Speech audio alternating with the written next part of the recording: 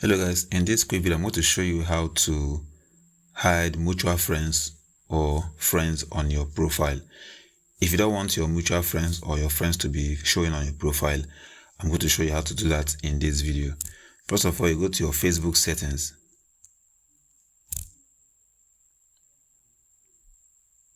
What you have to do is to navigate to how people find and contact you. Click on it.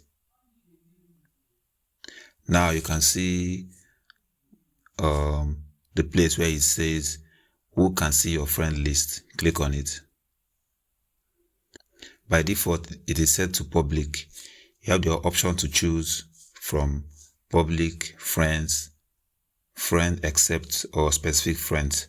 So I'm going to, for the sake of this video, I'm going to click on only me.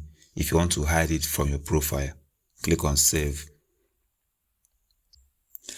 And from now on, people are not going to see your friend list on your profile or your mutual friends. That's all for this video. See you guys in the next one.